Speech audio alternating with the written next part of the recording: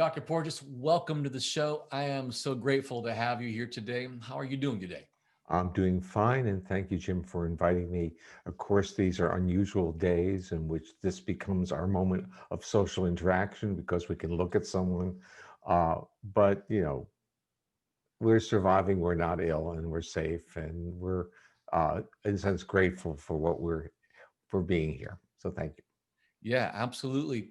I'm finding this format. So before the pandemic, I never even knew what to do with Zoom, and it's been a godsend to be able to have just some kind of face-to-face interactions, like you're saying. Yeah, well, as you get older, your risk for the severity of COVID-19 goes up. So you have to be very careful. And but you also need to nourish your nervous system through social interaction. And the Zoom isn't perfect, but it certainly is much, much better than not being able to engage people. So welcome to my office. Yeah, and that, welcome to my blue studio here. My wife was kind enough to paint the wall for me, and I don't Oh, have to mess with that crazy paper anymore. So I'm yeah. happy about that. So I've been reading your work last few years as I've been writing about uh, the vagus nerve and vagus nerve stimulation. Mm. I've seen in your bibliography you have over 300 articles since the 70s. What we were talking before we hit record here, and it really seems like you're on a mission here. Like I'm looking back, back to like 1969. Yeah. You're writing articles, Yeah. and I'm really interested, like about your mission. Like what drives you to do so much for your field? Well, some of us, I would say, are very fortunate to be scientists in a time when our science was just evolving or being developed. And for me, my interest was in how physiological state was related to the world that we experience. How did it affect our thought process, our behavior? And there was this new area called psychophysiology that was really emerging when I was in graduate school. I said, this is it, Mhm. because to me the other things were kind of boring. So it was like you wanted to know, when you looked at a person, what would you know if you could measure their physiology? Would you know whether their bodies are reactive, in a sense like a hair trigger to react? Because we have situations where we engage people with a smile and then we'll turn away for a moment, and Right. that turning away will be trigger a reaction that we are dismissive to them and we've insulted them. And we've all had experiences where someone we want to shake their hands with and they just walk by us because they didn't see us, but our body interprets it as if uh, they don't like us or we're not important enough. So we have our narratives that seem to emerge from our physiological state. So I was interested in that, and I was interested in if we were able to quantify this and also then manipulate. Was this going to be a portal that we could use to, in a sense, make people more accessible, more accessible to social behavior, to connectedness, and even to learning? Because again, we all realize that when we're upset, we can't learn. Or if you're a performer, when you're upset, it's hard to, in a sense, do your craft. And so the game plan was that we all have creativity and we all have this kind of generative nature. What would it be like if we also were able to, in a sense, throw out our threat responses and be calm enough to be accessible to others? What would the world be like? So, if you want to know what my mission is really an understanding that we as humans are really quite a wonderful species. We're actually a warm, supportive, benevolent species, but only, or I said usually only, when our nervous system is not in a state of defense.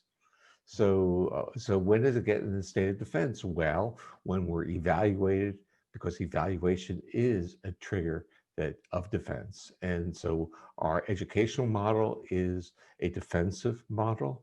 When we go to a physician's office, we get evaluated, or we get scared, we go to threat responses. When we deal with the other levels, let's say religious institutions, they're playing with threat as well. And so our whole world seems to be functioning around reactions to threat. Yet inside us, we know that inside is a core, and that core wants to be open, wants to be embracing, and wants to generate and connect with others. So that's my mission. What a great answer. Thank you. I looked, through all the different things that you've been into, and I've seen this common thread through many of the years, which points to this nerve that I write a little bit about called the vagus nerve. Yeah. And I'm just wondering, in your words, if you could give Yeah. kind of the basics of, what is the vagus nerve? How does it help us? See, I view that almost as a misdirection. Okay. Yeah. And the issue is when we start talking about the vagus, people think that this nerve has an intelligence, has an executive function. Yeah. And I want you to think in a different way. Think of it as a conduit, a highway, a bidirectional highway connecting our brain with our organs. Mm. And so the vagus is really the major organ, major nerve of surveillance of our bodily organs, and it's a major organ of regulating those organs. So it provides the neuroanatomy or the primary neuroanatomy for a brain body medicine or brain body science or brain body practices. But in the more common language, we call it mind body. So, but basically, what we're really saying is our mental activity can trigger brain processes that travel down to our organs. So we all realize that positive visualizations, and in your world, and it's going to be my world in a few minutes, when we listen to music, we have bodily experiences that is going through the vagus, Mm. that information. So when we sing, we'll get into other aspects of it because that nerve, which connects our organs of our body, and the one we'll talk two primary organs we'll talk about. One will be the heart, the other will be the gut. And with the heart, we feel the exuberance and the energy and the love and the caring. And with our gut, we feel despair, we feel loss, and we feel fear. It gets below our diaphragm. Mm. And so these organs are really being recruited in states of defense or states of safety. And that's going through this brain body highway called the vagus. But when we get into the area of music, it gets even more interesting because to extract uh, intonation of sounds, especially those in the range of human vocal sounds, especially female vocal, which you actually recruit nerves that regulate muscles in your middle ear. Now, this becomes kind of an interesting world. So, when you listen to a melodic, or let's say a mother's lullaby, Yeah. you are actually utilizing nerves that regulate muscles in the middle ear. But those muscles, the nerves that regulate those muscles, originate from an area of the brainstem that regulates our vagus, calms us down. So when we listen to melodic music like a mother's lullaby, we calm down. And the nerves in the brainstem that regulate those middle ear muscles also regulate the muscles of our face, especially the muscles around the eye. And that's called the orbicularis oculi. So that when you are talking or sweet talking someone, you see in the upper part of their face, they're alive or exuberance. So the notion of social connectedness and social communication involves the vagus, involves listening, involves facial expressivity, and involves the intonation of our voice, because the vagus also regulates a laryngeal nerve that controls intonation of voice. So if our voice is melodic, like a mother talking to her baby, Yeah. we relax in the presence of that person. So if the voice is monotonic and low frequency, more like a bark, we tense up. If the voice is a higher pitched, narrow voice without any prosody, we interpret that immediately as anxiety or someone being scared. So our nervous system immediately understands what intonation means. And when we move to music, what do? We take it out of the social context, we package it, and we pump it into our body and listen so we can move our body into different physiological states through the intonation of acoustic stimuli. Well, I can't wait to get into this. This is exciting. I'm wondering, Is there a way that the vagus nerve can weaken or strengthen? This is a good question because the terminology that is actually in my writings is something called vagal tone. Vagal tone. And to someone who is not a physiologist, they may think it's like lifting weights, the nerve gets stronger. And what the vagal tone is really measuring, it's the amount of information that is flowing from that brainstem area to your heart and regulating it. And that vagal tone really provides us with resilience. And what that really means, and I'll kind of deconstruct this for you. Great. The vagus is primarily a brake. It's a calming system, and the vagal pathways above the diaphragm, the most important ones, go to your heart and your bronchi. And to your heart, it goes to an area called the sinoatrial node. You'll know it as the pacemaker of your heart. And this is an important concept to understand that for most of us, our pacemaker is firing at a rate much faster than our heart is beating, but the vagus is inhibiting that pace so that our heart rates are slower than the intrinsic rate of the heart. And this is kind of an interesting, I would say, strategy. It means that we have a reserve before we need to recruit sympathetic activity, which is more difficult to regulate and can lead us into aggressiveness and fight flight behaviors. So the fact that we can mobilize just by taking the brake off gives us tremendous resilience because we can calm down just by putting the brake back on. So this flexibility of taking on and off the vagal brake is what gives us this great resilience to be a social species. Do I understand it right? If I have higher vagal tone, more information can travel on the vagus nerve. Is that More accurate? information is traveling on the vagus nerve, but I will now make it even more complex because over the years, I start to ask questions like, what if you have high vagal tone, but you don't efficiently use it? So in a sense Okay. that it's not really coming on and off your pacemaker, modulating your heart rate efficiently. So I came up with a new metric. It's called vagal efficiency. And for those people who are listening who have some, I would say, symptoms that are linked into a diagnosis of dysautonomia, meaning that their autonomic nervous system is showing atypical regulation features, I think this vagal efficiency measure will end up being a hard metric of dysautonomia, because dysautonomia doesn't have a diagnostic tool yet. It's Right. just a clinical observations.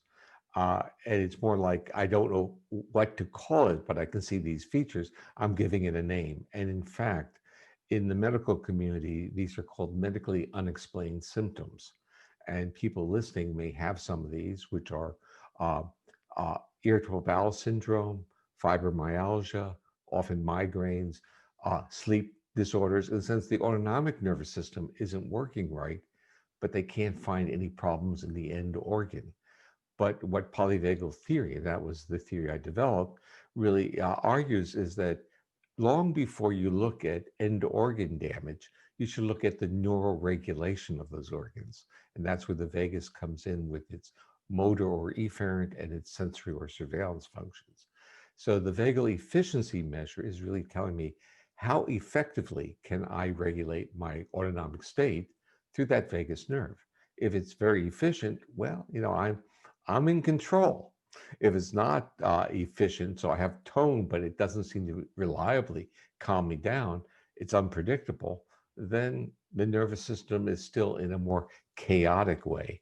And that feedback is translated into a sense of, we interpret feedback of when our systems are not regular into a sense of we're not really embodied as much or in control as much as we would like to. So I'm trying to come up with intuitive uh, measures that can be quantified very systematically that tell you something about the efficiency of your nervous system in regulating your physiological state. So are there some ways that, for someone who might have low vagal tone Yeah. to build that? Yeah. Well, let's start off with, uh, I would say, almost an experiential. Okay. If one were to say, how do you feel when you take a long time to inhale and a short time to exhale, versus how do you feel when you exhale slowly and inhale for a short period of time? So I'm going to actually ask you that because as a musician, even though you were a drummer, you know that there's a visceral feeling difference. So we can go back to, as a musician, how would you breathe? Would you spend more time on the inhalation or more time on the exhalation? Usually more time on the inhalation, You would. personally, but I Wow. do a lot of breathing exercises. Well, you see, that would be if you wanted a lot of physical energy, you'd do that. Hmm. Because during the inhalation, you're turning off the vagal brake. So if you're a sprinter or an athlete or a weightlifter, that's what you would do before you explode. So in a sense, it's taking that vagal brake off. Right. But as a drummer, maybe that would be the strategy. You might need that energy to hit the skins on That would that. make sense because I played hard and fast a lot, so that would. Yeah, but as a singer, singing is slow exhalation. You can't do it any other way. Right. As a wind instrument, it's slow exhalation. So, like before we put the recording on, we talked about Miles Davis. It's going to be slow exhalation, and he's going to take you on this journey, but it's a journey of the out breath, and that's when the vagus does its job. It calms us down and makes us accessible. Mm. So if the music cues are within a frequency band that is, let's say, a mother's voice, which is really what most melodies are at that frequency, uh, and it's slow exhalation we're hearing will become accessible to those sounds. We can even think in terms of classical composers. So if you think about Mozart, which is really almost an archetypical, iconic example of a female vocal music in the opening movement, it's like a mother's lullaby. It's a narrow frequency band, but extremely melodic. It's a lullaby. And so you become very comfortable. It's the voice of angels, is how Mozart was often described as. There's very little bass in the opening part of the first movements of his symphonies. And then when you become very, let's say, entrained and safe with that melody, it then starts to be handed off to instruments with lower frequencies. So you now are expanding your experience without the lower frequencies, which are genetically triggers of predator sounds. We now start to encompass a greater life experience. And Mm. that's, they were smart, intuitively smart, but what they were doing was priming the system to get a greater experience of music. But they understood that intonation was the portal, but the intonation had to be had to follow certain physical rules of physics of what I'm now going to bring back to the middle ear structures that had to understand the range of sounds that recruit the feedback to contract those middle ear muscles and calm you down. Because if they violate that, they start triggering fear responses, threat responses, and that changes the individual's capacity to pull those frequencies in. And in fact, in different movements of classical music, they do exactly that, like string basses, it's a storm, or let's say it's impending doom. High frequency violins, again, monotonic, it's a storm is going to start coming. So the visualizations are all based upon our visceral reactions to those sounds, which has nothing to do with our real history, our own experience, but has a lot to do with our genetic history, our evolutionary history. So Stravinsky is not going to help me relax at all, right? No, no, no. And in fact, it was Rites of Spring. They rioted because it was such a violation of the cultural norms of what people anticipate when they would go sit into a safe uh, uh, concert hall, and instead they got dissonant sounds and violation of expectancies. And remember, violation of expectancy is a trigger to our nervous system of potential danger. However, violation of expectancies in a truly safe environment triggers humor, like peekaboo, or even a roller coaster, which is a violation, but it's contained within safety. If you didn't feel safe, those experiences would be traumatic. But feeling safe, your nervous system feels violated, then tries to make sense out of it. And we call that humor. This is so interesting. I'm just, thinking back to, I studied classical music back in college and thinking about listening to the different movements of Yeah. symphonies, and just like you're saying, how they intuitively would prepare the listener for what was next. Yeah. Yeah. That just is, blows my mind open. Thank you for that. No, it's like we're this organism, and all we need is the manual. And if we have the manual, look who we become. We become safe, connected, generative, benevolent species. If we have the manual, we create the structure to enable this type of organism to be what it could be. And music is part of what we can be. It's like, oh, we have this external stimuli we can put on to help us take care of ourselves, to stay calm, to dissipate the difficulties of our day. So you mentioned there's a certain frequency band that allows the nervous system to relax. How did you discover this, or did you find it somewhere else?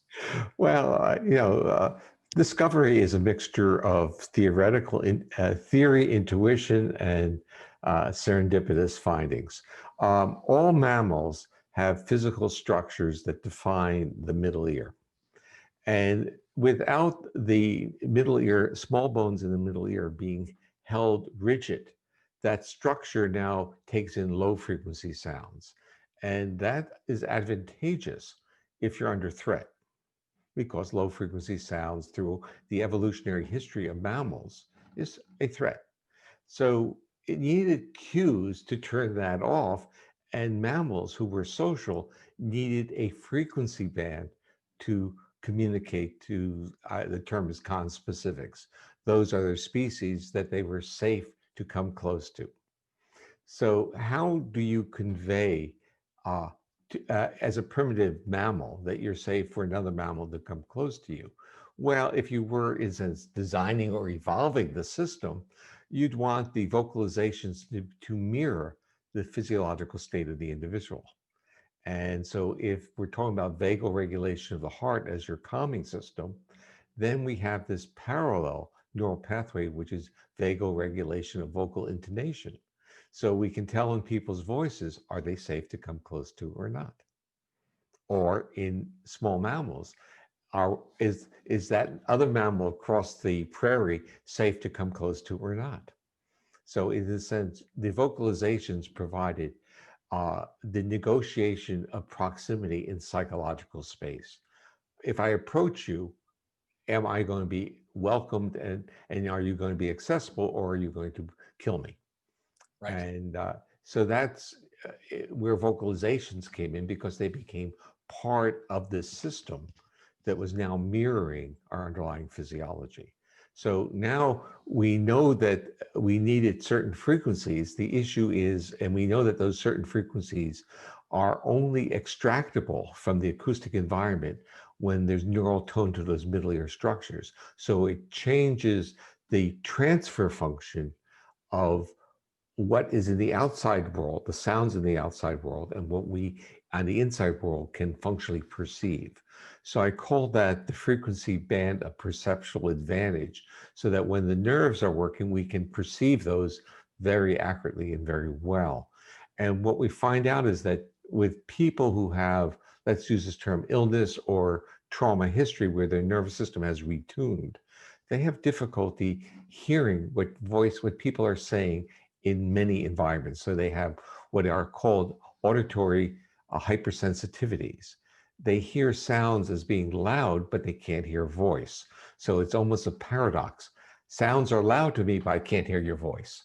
So it's like, why is that happening? It doesn't make sense. So we can't amplify sound because sound is already loud to you, but you can't hear my voice. That is what those middle ear structures are doing when they work. They downregulate or dampen those background sounds, and they functionally amplify human voice. And that's that frequency band of social communication. Now, moving that into music, that's vocal music. So that's where, and that's why female vocal music or male tenors have always played that role of singing songs that made couples feel safe with each other. So in a sense, music that enabled people to be intimate with each other was never really low frequency sounds. And when I talk about that, people say, "What about Barry White?" And with Barry White, what's interesting, it's not music that you play in public. It's music that is in a safe environment. But that's just the introduction. He doesn't sing that low. It's just the words he uses before he sings. So it's like, but it's all structured within the context of understanding our nervous system. And that is, we can do different things when we are in safe environments than we can do in public environments. So I heard you say that when someone has a challenging experience like a surgery or a trauma, that their vagus nerve gets retuned. Is that what you said? Well, their nervous system gets retuned Nervous system. because their body is now seeing this as threat. So it's like, okay, so let's say you had to go in for an emergency surgery in which you didn't do any psychological preparation, you didn't have people around you to keep you calm, you didn't have a good strategy of visualizations, of self-soothing and calming, and the surgery went fine, but you were in a sense your anesthesia was forcefully induced. You were held down and then given a mask. Good intentions, people are trying to save your life and help you, but your body is in the state of threat. Now, when that is occurring, your vagus is taking a vacation. Then, when they give you the anesthesia, the vagus is further subdued. Now, when you come out of anesthesia, is your nervous system robust and ready, or is it injured? Are you injured, physically injured? And is that acute to your nervous system? So, what I'm really saying is that for any type of medical procedure, we really have to go through a pre-training of becoming accessible for for the injury, but the injury we have to perceive not as an injury, but as something trying to help us. So there's a psychological, psychophysiological adjustment that we should be making as a pre-tuning our system before medical procedures. So the bottom line is, let's like emergency C-section for women or appendectomy, emergency appendectomy. These are things that our body is interpreting just like a rape. It's something, it's a barbaric intrusion into our viscera without us being a party of saying, I welcome this. You basically just reiterated my entire 2019. I had 5 of those kinds of surgeries Oh, last no. January of 2019, and I'm hearing you talk about this. I'm like, wow, that's exactly the situation. Yeah. It was a GI surgery, and that went wrong in Oh, every way it could go wrong. I'm good now. I'm regained all function. And there's all kinds of funky new things that I didn't expect, and so I'm curious to to dig more deeply into yeah. this. But you're on this real journey of where the afferents, the sensory part of your subdiaphragmatic insult is actually being transmitted through the vagus, through that sensory part up to your brainstem. And you now have to create a top-down narrative of accepting, understanding, and honoring those defensive responses so that defensiveness dissipates. Yeah. And that's actually how I would say polyvagal informed trauma therapy would work. It says, well, we're human, we react. And for you, you can see the actual insults and the challenges to your life and to yourself. And you have to say, my body is doing a great job. It's signaling me, but now we have it under control. And I have a different job. I have a job of rehabilitation. And so, what the pains and the uncertainties can be minimized because we know where they're coming from. So if you're having visceral pain, it's very disorienting. But if you're told that this is the natural thing that occurs from the surgery, you say, well, I can live with that. And now let's get into the rehabilitation part, which is movement and in a sense triggering to our body, telling where we are actively moving our body, which is ensuring our body that we're okay. Yeah. Yeah, that's helpful, and it's just interesting to hear how it connects with the voice. I'm Hmm. also a singer, and I notice that when I sing, that's one time that I really feel good. Yeah. Well, the beauty of singing is that it also moves the diaphragm. Yeah. And if you had abdominal surgery, your diaphragm may have frozen and became rigid. I found out I had surgery, and I had, of course, been a clarinetist. And so diaphragmatic breathing was part of my world, just like it would be for a singer. And suddenly I had no control over my diaphragm. Mm. So tidal volume of breathing and was so I had to, in a sense, go and rehabilitate that because the body had to say it's okay. You can now push down on the diaphragm. It's not going to cause any injury. It that's seems like that part is has come back well. Yeah. Uh, Well, your voice sounds good. So let me, in a sense, do my observations. Your voice sound good. Your face looks good. Your engagement behaviors look great. So Woohoo! you get multiple stars. So that's Multiple stars from the guy who knows about this stuff. well, the Uh, guy made it up. Yeah. the guy who made it up. That's the best way to know something. Make it up yourself. Yeah. So, can you tell me more about polyvagal theory, like to kind of unpack it for someone who? Yeah, well, let's start off with the first principle, which is that your physiological state is an intervening variable between the context of the world, the stimuli out there, and your responses to the world. So, based on your physiological state, the same stimulus will result in different responses. So, if your body's in a safe state, certain stimuli will be entertaining or amusing. If you're a different physiological state, you'll get angry at the same cues. So it's really saying that our physiological state biases how we engage the world. It's really kind of a remarkable one because in my workshops I used to do a very simple experiential, and that was inhale slowly, exhale rapidly, and do this multiple times, and then inhale for a short period of time and exhale slowly. And I used to put people together. One would observe, one would do the breathing, and when people did the long inhalation, they would look at the other person across from them. And they say to themselves, they say, "Did I do something wrong?" Because that person's looking at me in such a critical, evaluative way. And then when they would shift to the long exhalations, they would say, "Oh, what an attractive person. I'd like to get to know that person more." So, as a singer, you may have feelings when you sing to want to meet the people in the environment in which you're singing. And they watching you, which is really watching your breath, but with vocal intonations, may be attracted to you. So you start seeing this very interesting dance or dyadic interaction occurring. So polyvagal theory really says that physiological state, and the breathing was just one way of shifting that vagal regulation of it. The other important principle, or let's say, is the that through evolution, vertebrates changed, their autonomic nervous system changed, and we are vertebrates. And through that evolutionary sequence, we had a ancient vagal system, which was a shutting down or defensive system that supported death feigning under threat or reduce metabolic output. And then as vertebrates evolved, they had a fight flight sympathetic nervous system that enabled them to mobilize to fight. And then finally, with mammals, they have this, what I call this ventral vagus social engagement system, which links vocalizations, facial expression, listening, breath with the regulation of the heart.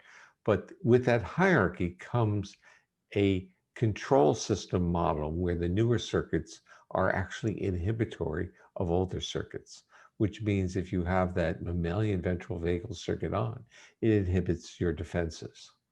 It inhibits the autonomic nervous system from going into defense. And if you want to be healthy, and this is a part of the message always, is that polyvagal theory says there's no distinction between mental and physical health. They both require the body being in a state of safety.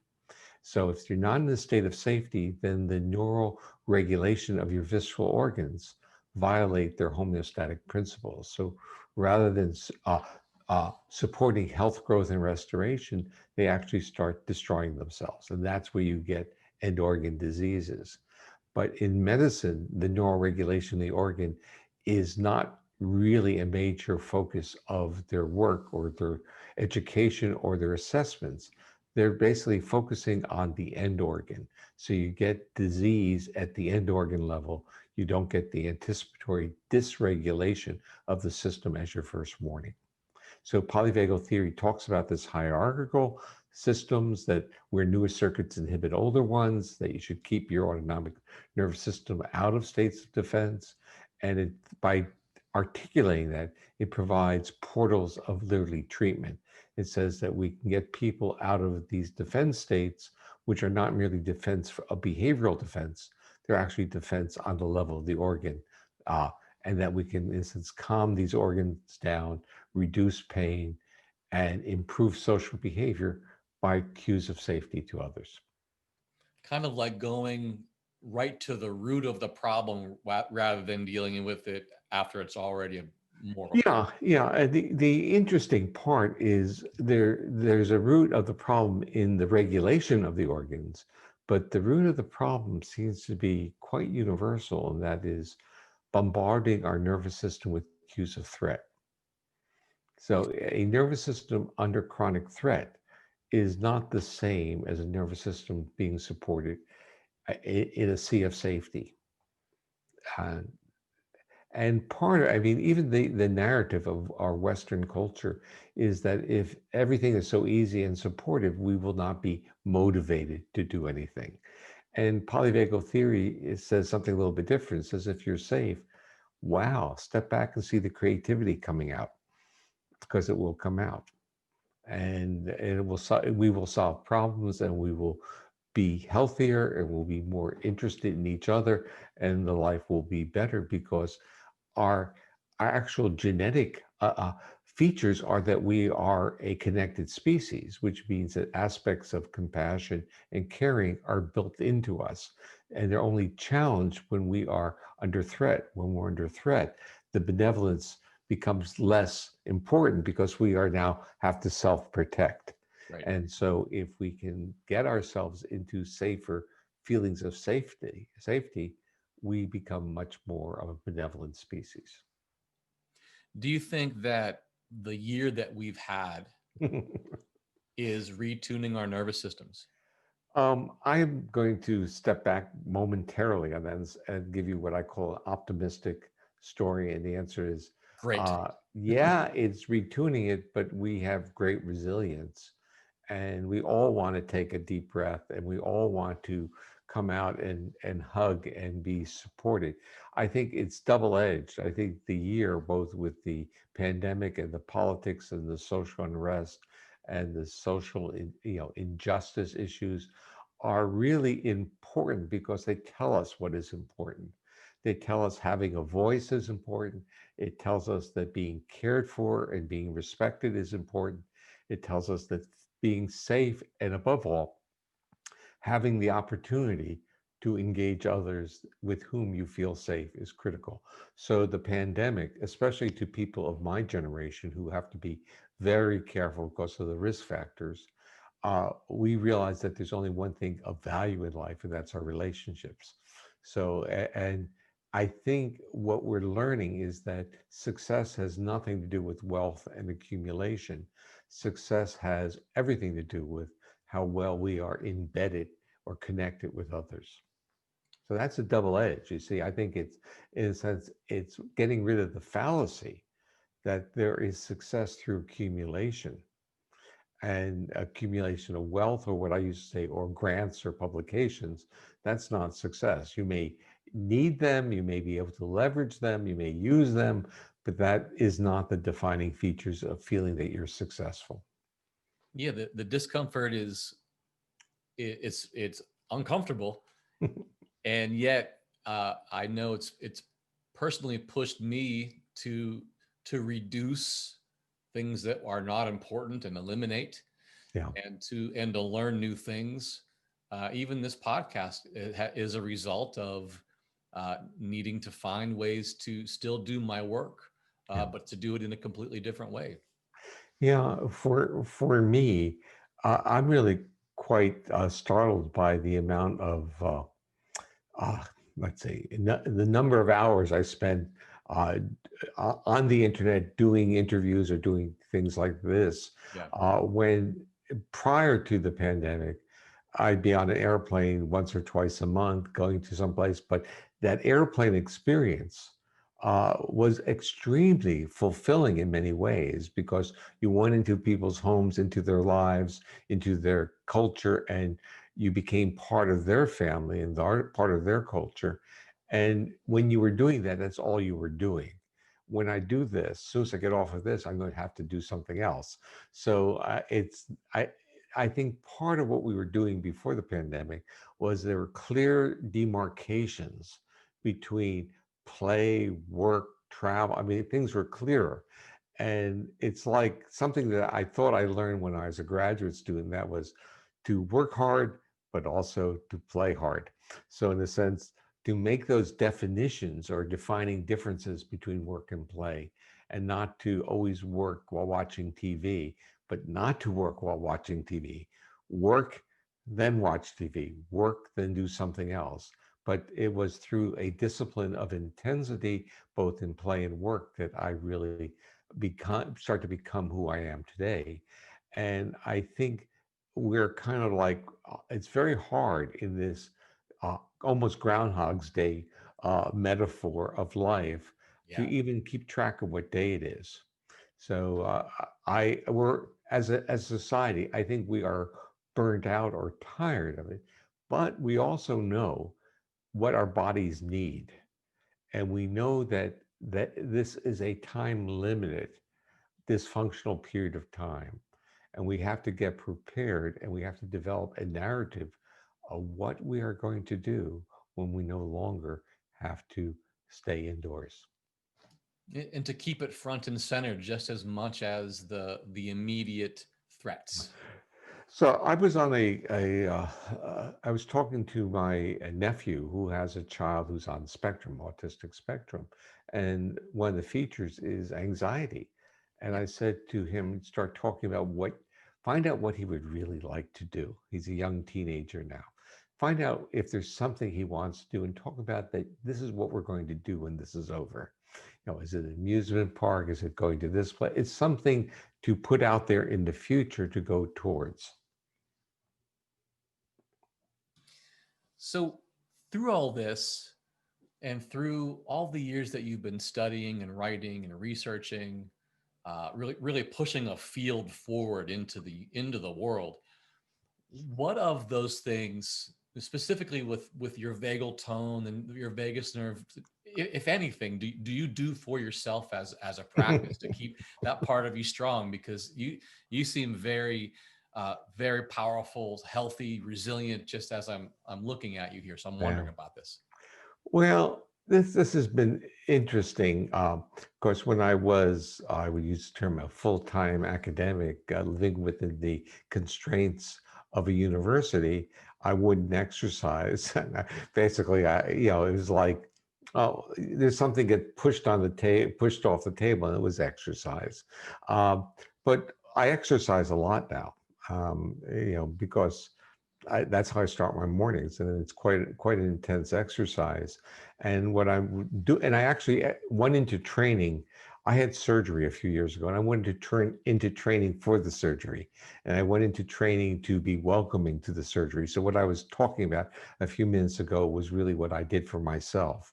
And I also went into visualizations to see medical people who are going, in a sense, lacerate me, cut me open, as doing this for me and my welcoming of it. So I had to, in a sense, reorganize my thought processes to welcome someone in that way. And I've also, in a sense, an understanding that the body needs cues, that it's okay now. And that's where exercise starts becoming important.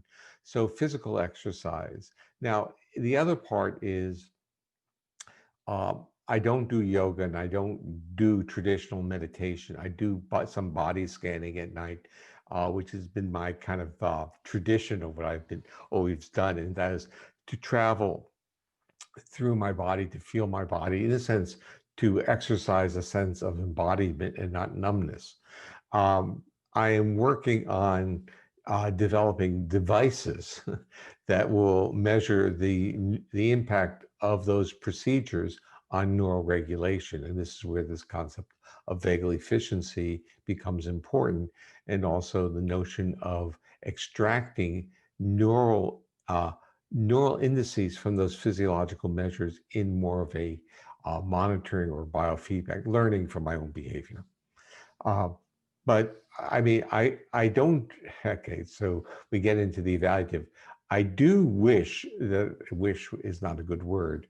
I have some memories of when I used to be a musician, and I kind of miss those, okay? So I miss the opportunity of playing an instrument that would have such a calming effect on me.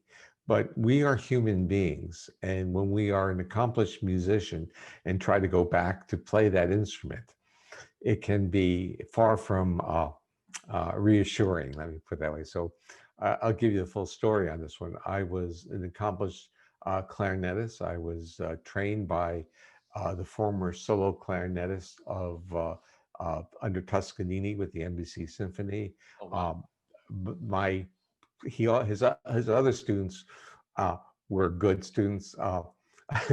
They were actually chairs of major symphonies. And at the time I was taking lessons with him, he was coaching Benny Goodman. So Benny Goodman, and the one thing that I can always say is that one day when I was taking my lesson, the phone rings. He says, "Keep playing." He comes back a few minutes later. He says, "Benny said you sounded great." So That's awesome. so you can't go. That was it. Okay, but the point was that by the time I graduated from college, I was still playing, and I was concertmaster of a wind ensemble during my freshman and sophomore years in college. But after that, I stopped practicing totally, and I stopped playing, except when someone would come over the house. I'd play a concerto or something. I would show I could still play. And then when I was starting to get, when I was in my early 30s, I decided I'd take lessons again.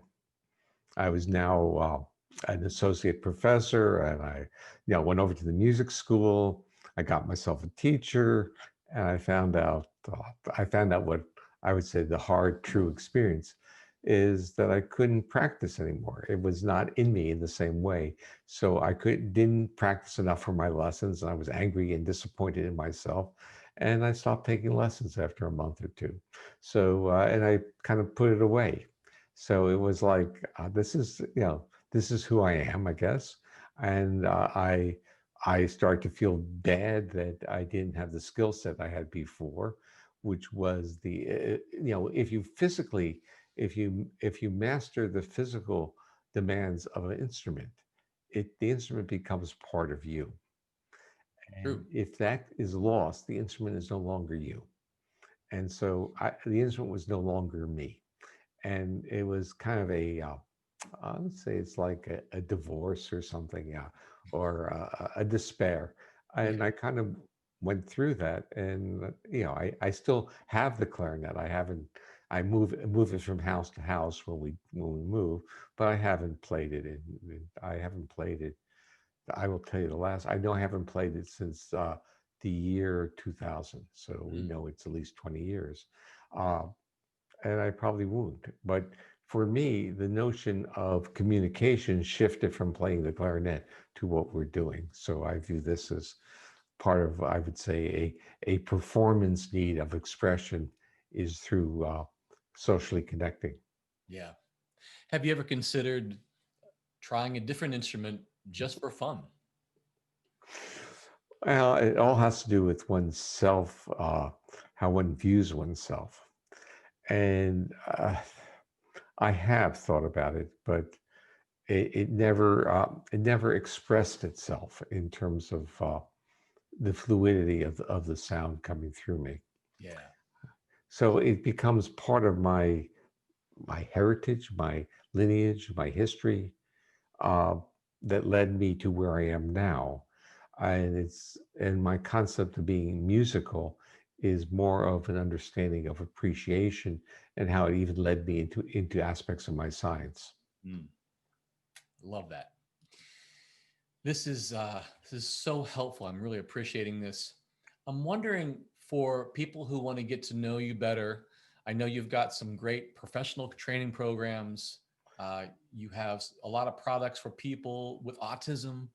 Um, you have products for people with in the general population as well. Is that right? Yeah. Well, let me talk briefly about it because the one that you're most would be most interested in is a music-based intervention That would be great. ca- called Safe and Sound Protocol, where it started with autistic individuals because they often had features of auditory hypersensitivities, language delays, auditory processing problems, and also they weren't socially engaging. And I basically developed a acoustic stimulation model where we modulated vocalizations within that frequency band of perceptual advantage and created a training program which was 5 1-hour sessions, and it had extreme efficacy. It was very, very effective with kids who had on spectrum, meaning that the auditory hypersensitivities for many of them disappeared. The auditory processing became normal.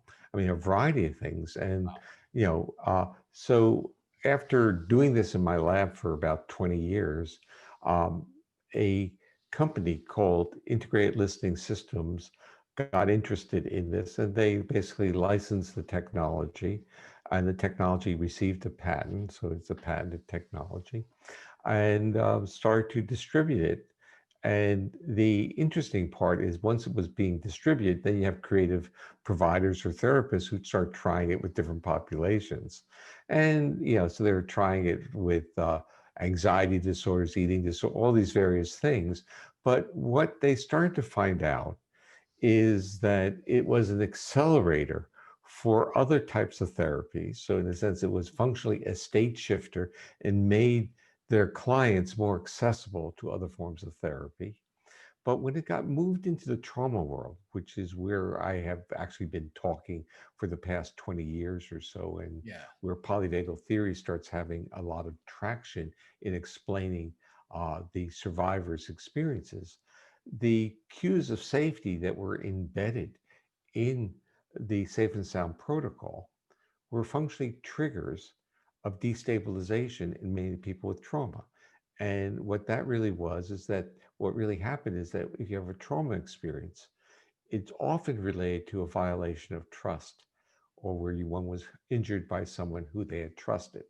So the nervous system gets what I call distilled cues of safety, which is really this modulation of vocalizations. It's as if it's a mother's lullaby with those modulations, but now the modulations are amplified. So it's the intonational shifts that are, in a sense, being delivered almost in a stealth manner where the nervous system can't refuse it. And the nervous system suddenly, from being like this, I'm a defensive person, suddenly gets like this, I'm accessible, but that accessibility means vulnerability, and the person then reacts. So once we start to see that, we had to change the protocols, and now the providers, in a sense, titrate very slowly and enable their clients to experience and to resolve those feelings until they basically become accessible to those sounds. It's really a remarkable experience for an individual who's had trauma to basically say, I'm listening to this and suddenly I can't handle it. Why? It's like it's not that you are threatening me, it's something. And what is it? And really it's the body now starting to become accessible. But accessibility is vulnerability. And so many of the trauma therapists are using this and they're integrating it with their therapy and going slowly. The other part is that the intervention, when it was examined for a patent, received was awarded a claim of an acoustic vagal nerve stimulator because that's what it's doing. It's entering through the neuroregulation of the middle ear muscles, which affects the vagal regulation. So, in a sense, in a different way, it is actually a vagal nerve stimulator. So it's not transcutaneous. It's It's like sound. it's the sound itself in the It's ear. a thing in terms of sound bouncing off the eardrum. And if the middle ear muscles are tense, uh, the background lower frequency bounce off. It's like a drum tightening the skin. If the drum is loose, the low frequency sounds go in and they mask the sounds of voice because the sounds of voice are less energetic. They have lower amplitude, less energy than the background sounds. So we naturally have a filter through our middle ear muscles Mm. for most people that takes out a lot of the lower frequency background sounds. But if we're under states of threat, the adaptive reaction is to take that neural tone away and be hypersensitive to lower frequency predator sounds. So people who have experienced trauma, their bodies are tuned to detect threat. I've noticed that there are some companies in the last couple of years that have created these handheld vagal nerve stimulator devices. Mhm. Do you think so first of all, I've seen the research on them. That seems like they have a place. Yeah. But I'm wondering, can I know that we can stimulate the vagus nerve with our own voice? Yeah. Are we basically doing the same thing? Like if I hold a humming sound, or if I hold a device on my cervical? Well, we are a society that thinks that if something is atypical, we can fix it. Uh, and we fix it through an exogenous device, through pharmaceuticals, surgery, or a piece of equipment. Right. Our nervous system kind of can understand what it needs. And going through a portal, like an acoustic portal, the brainstem is actually making those decisions. My son, who is a neuroscientist at the University of Florida, and his colleagues actually have a patent and a company on a closed loop vagal nerve stimulator using the ear. And then using for the feedback, they're actually measuring the vagal regulation of the heart. So they're tuning the stimulation to that. And just before I went on, I was getting there during a kind of a feasibility test now with people with PTSD, and they're getting in a sense some of those same types of things I got with my acoustic one, and that is they're getting some very nice positive findings, but they're also getting situations in which it may be a trigger. Mm. So the issue is using an external vagal nerve stimulator may, in a sense, physiologically, we see the justification of calming. But if calming is now a trigger of injury and violation of trust, you have another problem. So it's like you need to use these tools within a therapeutic setting that has a trauma informed and hopefully polyvagal informed therapist. Yeah, because each person is a puzzle. Well, there's a puzzle, but the puzzle, what I'm really also trying to say is the puzzle is not a spreadsheet, it's actually organized and very predictable. Mm, okay. So if the body has been into this chronic state of defense, autonomically you know what's going on. And you also know what the intervention is liable to do. The intervention, if it's calming, is likely to trigger more defense. So you have to, in a sense, titrate that in a way that that client feels can access it and feels that it can be part of accepted, and that you have a therapist who's not reading a protocol saying you need 10 minutes of this or a half hour of that, but is actually saying, tell me how you feel with this. Yeah. In a sense, using it as an exercise of embodiment or awareness of embodiment. Thank you. That's helpful. Dr. Porges, I could keep talking to you all day long. I know you have other interviews coming up here. Where can people go to learn more about your work?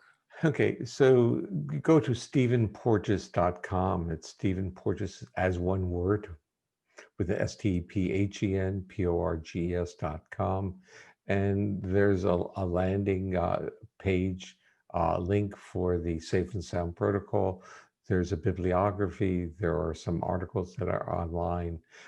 We are in the we are creating a Polyvagal Institute. It's a not-for-profit unit that is all about education and about creating, in a sense, standardized education on polyvagal theory, because it's going generic, and we'd like people to have literally the ability to get uh, information and education that has a degree of that we can, in a sense, certify that education.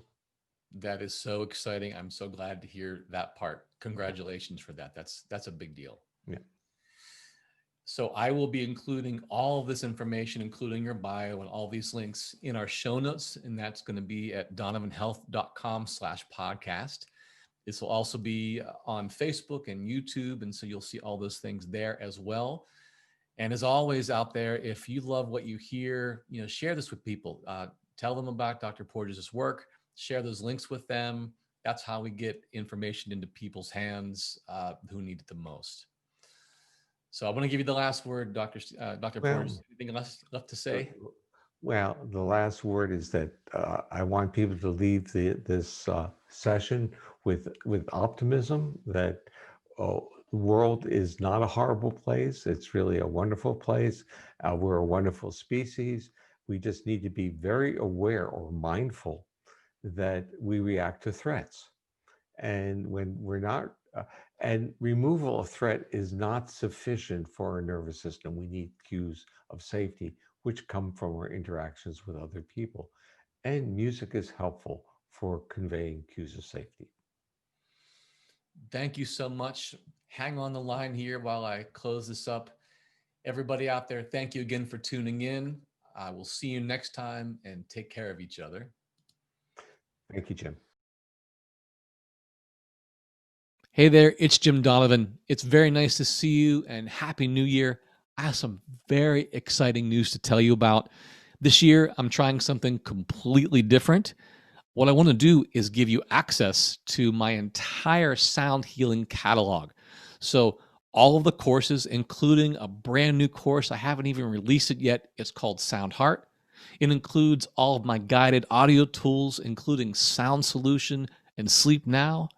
And it includes my brand new book. I'm totally over the moon about this. It's called Whole Life Sound Healing. You get all of it for as little as $9 a month. Now, let me tell you about this. This past year has been incredibly challenging, and I've been thinking about this, and I just want you to have what you need whenever you need it and make it very affordable for you.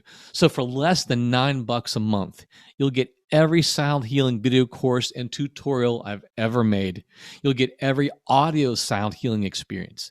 You'll get 7 products with over 120 hours of lessons and sessions, every audio sleep tool, every brain wellness lesson and exercise, every stress reduction method, every pain relief technique, every way that I know how to use sound, music, and rhythm to make you feel good.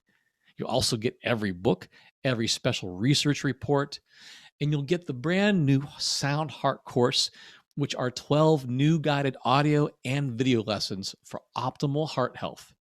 You'll get my new unreleased Brain Awake and Brain Focus guided audio. You'll get my new unreleased Speed Healing guided audio. And if that wasn't enough, your satisfaction is completely guaranteed. If you're not happy, I'm not happy. So you get a no-hassle refund if you cancel 100% within 30 days. You can cancel anytime. And that's it. So if you're ready, go ahead and click the button below to get started. And thank you again for sticking with me. Thank you for your trust. I'm really excited to get to serve you this year and for many years to come, and take impeccable care of yourself. See you soon.